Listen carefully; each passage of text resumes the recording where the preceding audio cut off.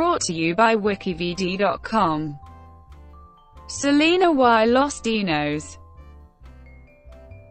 Selena y Los Dinos was the band in which Tejano music singer Selena performed until her murder on March 31, 1995. Selena fronted the band since 1980, started by her father Abraham Quintanilla Jr. When Selena was signed with EMI Latin, EMI president José Behar told Selena that the world wanted Selena, not Los Dinos.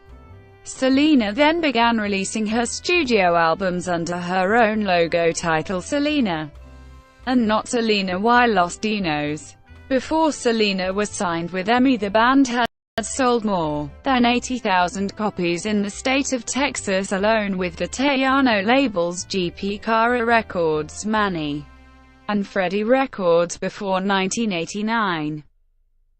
Beginning 1957–1982.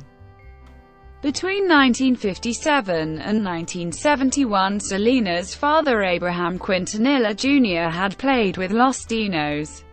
He loved to play music and persuaded Selena to play music, although she initially complained about it because she didn't want to until she actually loved to play. Selena herself joined the family band at the age of 10 and they turned professional 2 years later. Selena not only sang in some concerts that her father arranged, but she also sang in school whenever she was asked. Selena's father discovered her amazing voice and spread musical talents among his 2 older children. Abraham III was put on the bass guitar, and Suzette was put on drums.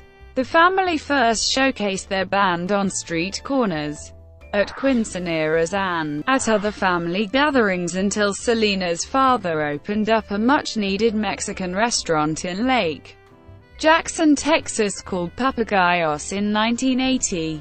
While her parents took care of the restaurant, Selena performed for the first time in public at the age of 9 with her older siblings to entertain the diners. However, the restaurant began to lose its customers when the recession of 1982 hit South Texas and the restaurant was forced into foreclosure.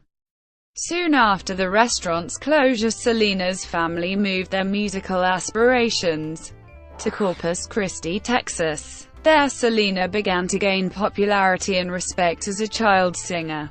Within a year, the family's restaurant went bankrupt and the family was forced to move in with relatives as Abraham had quit his job to manage the restaurant full-time. The band then performed wherever they could, including weddings, street corners, fairs, events, and quinceañeras. At some places the band began to gain a lot of appreciation, while at other performances where Mexican Americans were not accepted, it was booed. On one occasion while performing at a wedding, the band was booed and then food was thrown on stage. Mainstream success 1982–1988. In 1982, Corpus Christi, Texas-based Freddie Records signed Selena y Los Dinos to a recording contract. By 1983, the label began promoting the yet-to-be-released debut album by selling singles from tracks off the album in local stores. Selena y Los Dinos began to perform more frequently in local Texas clubs and fairs as their name began to spread around Texas. In 1984, Freddie released the band's very first full-length album entitled Selena y Los Dinos Mis Primeras Grabaciones. When the album was completed, the president and owner of Freddie Records told Abraham that his band Selena y Los Dinos were not professionally ready to record and release a full-length album. Undeterred, Abraham dropped the record deal with Freddie Records and walked out. While still under the record deal, Selena's father came upon another small local Texas record company called Cara Records. The rumored album The New Girl in Town was never sold in stores, but singles from Cara Records were sold separately and promotionally around the state of Texas. In 1986, GP Productions, which discovered Selena y Los Dinos performing, signed the group for a yearly record contract. Selena y Los Dinos were in the recording studio soon after the agreement. That same year, Selena y Los Dinos recorded their second full-length album Alpha, which was the first album to be released without legal actions or threats. In 1987, Muñequito de Trapo was released, and an increase in sales began to spread the news about the band, which was promoted and showcased in the Tejano Music Awards. Selena won Best Female Vocalist of the Year, which she then won 8 consecutive times. The band as well received and won awards separately. In 1987, Abraham Quintanilla Jr., who was proud of the band's winnings and awards, released And the Winner Is, and made Selena sing more Tejano and Mexican songs which followed their roots in order to gain more recognition in the Tejano world. In 1988, Selena y Los Dinos released Preciosa, a nickname that was given to Selena as a child, which sold 20,000 units in Texas alone. No other record or single sales were ever documented outside the US by 1988. Selena's albums began to sell 20,000 units apiece. Selena y Los Dinos' last independent studio album was released in 1988 under the title Dulce Ama. The album helped Selena to be noticed during the 1989 Tejano Musico Awards by José Behar, who had just opened the Latin division of EMI Records. EMI Latin. José Behar recalled seeing Selena perform, and the whole place blew up from so much excitement and enthusiasm emanating from the charismatic Selena.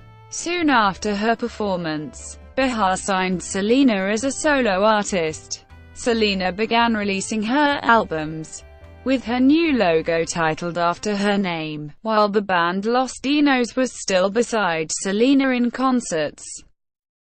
Chris Pérez, 1988-1995. Selena's brother AB met Chris Pérez in 1988 and they became friends.